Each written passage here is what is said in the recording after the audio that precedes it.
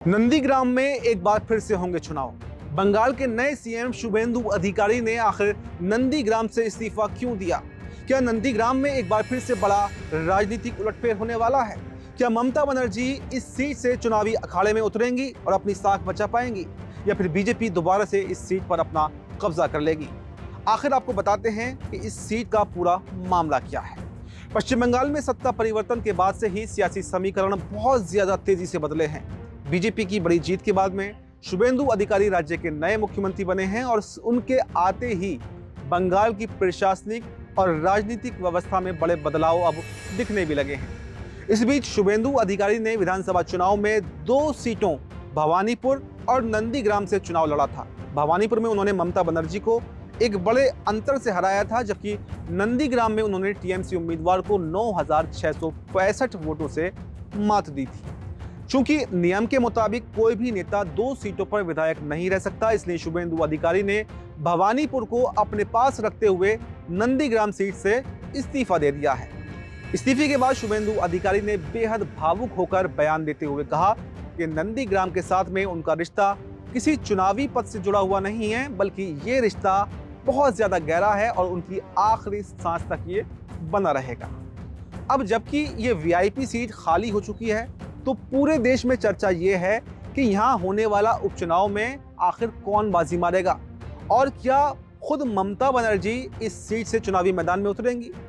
ये समझना बेहद जरूरी हो जाता है कि ममता बनर्जी की पूरी राजनीति और नंदीग्राम का आखिर कनेक्शन क्या है। साल 2007 में तत्कालीन वाम मोर्चा की सरकार ने नंदीग्राम में एक विशेष आर्थिक क्षेत्र यानी सेज और केमिकल हब बनाने के लिए वहां के किसानों की उपजाऊ जमीन का जबरन अधिग्रहण करने का प्रयास किया था।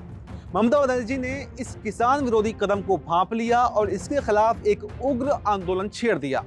उन्होंने भूमि उच्छेद प्रतिरोध समिति के बैनर तले पूरे राज्य में किसानों को लामबंद किया।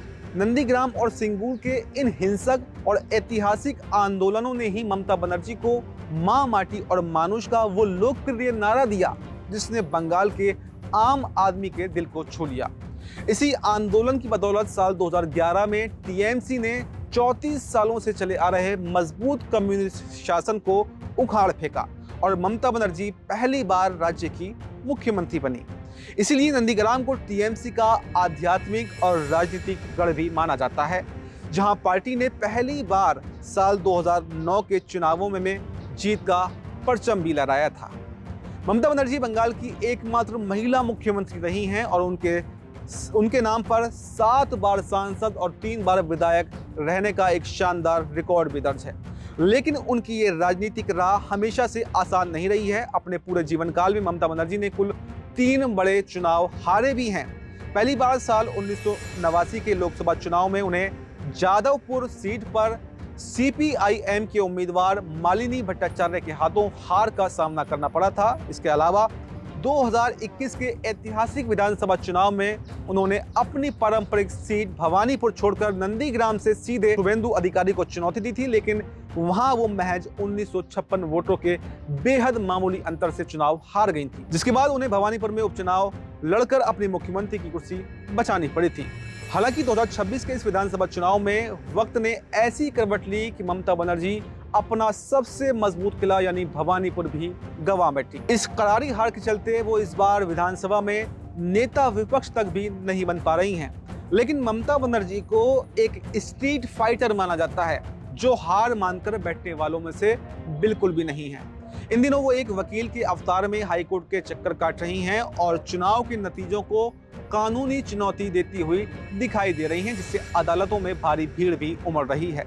अब जबकि नंदीग्राम की सीट खाली हो चुकी है और वहां पर उपचुनाव होना है, तो फिर सबसे बड़ी चर्चा इस बात की है कि इस मैदान में कौन कौन से योद्धा आमने सामने होंगे। टीएमसी के अंदर से ये आवाजें उठ रही हैं कि पार्टी में नंबर 2 की हैसियत रखने वाले अभिषेक बनर्जी ने दावा किया है कि टीएमसी बहुत जल्द और बेहद मजबूत वापसी करने वाली है। राजनीतिक गलियारों में कयास ये लगाए जा रहे हैं कि टीएमसी के भविष्य को जिंदा रखने और कार्यकर्ताओं में एक नया जोश फूंकने के लिए ममता बनर्जी खुद इस नंदीग्राम के उपचुनाव में दांव खेल सकती हैं। अगर ममता बनर्जी यहां से उतरती हैं तो ये उनके राजनीतिक जीवन का सबसे बड़ी अग्नि परीक्षा होने वाली है। वहीं दूसरी तरफ बीजेपी भी इस सीट को दोबारा से जीतने के लिए एक बहुत बड़ा मास्टर स्ट्रोक खेलने की तैयारी में है। सूत्रों के मुताबिक बीजेपी इस सीट से देश के जाने माने अर्थशास्त्री और प्रधानमंत्री नरेंद्र मोदी के करीबी सलाहकार संजीव सान्याल को मैदान में उतारने पर विचार कर रही है। अगर ऐसा होता है तो नंदीग्राम का यह चुनाव एक बार फिर से देश का सबसे हाई प्रोफाइल मुकाबला बन सकता है, जहां एक तरफ ममता बनर्जी की फाइटिंग स्पिरिट सामने होगी तो दूसरी तरफ बीजेपी की नीति निर्माताओं की प्रतिष्ठा दांव पर होगी। नंदीग्राम का इतिहास गवाह है कि यहाँ की जनता का मूड भांपना किसी भी राजनीतिक दल के लिए आसान नहीं रहा है। एक तरफ शुभेंदु अधिकारी ने इस सीट को छोड़कर भवानीपुर को चुना है, जिससे ये साफ हो गया है कि ममता बनर्जी के पुराने गढ़ में अपनी पकड़ मजबूत करना चाहते हैं। वहीं दूसरी तरफ ममता बनर्जी के सामने अपनी राजनीतिक साख को बचाने की एक आखिरी और सबसे बड़ी चुनौती है। अगर वो नंदीग्राम से चुनाव लड़ने का फैसला करती हैं तो ये उनके लिए करो या मरो जैसी स्थिति साबित हो सकती है। क्या नंदीग्राम की जनता अपनी दीदी को एक बार फिर से यहाँ गले लगाएगी या फिर शुभेंदु अधिकारी की छोड़ी हुई विरासत पर बीजेपी का ही कमल खिलता हुआ दिखाई देगा? ये तो आने वाला वक्त ही बताएगा, लेकिन एक बात पूरी तरह से साफ है कि नंदीग्राम का ये आगामी उपचुनाव बंगाल की भावी राजनीति की दिशा और दशा तय करने वाला जरूर होगा। इस पूरे सियासी घटनाक्रम पर आपकी क्या राय है? क्या ममता बनर्जी नंदीग्राम से दोबारा चुनाव लड़ेंगी या नहीं लड़ेंगी, या कोई अपना खास से फैसलादार इस सीट पर उतार सकती हैं? और सबसे बड़ा सवाल तो यही है, क्या टीम सी नंदीग्राम को यानी अपने गढ़ को बचा पाएगी या फिर बीजेपी इस पर कब्जा करने वाली है? आपकी जो भी राय हो कमेंट बॉक्स में अपनी राय जरूर देकर जाएं और फिलहाल हमें दीजिए इजाजत। नमस्कार।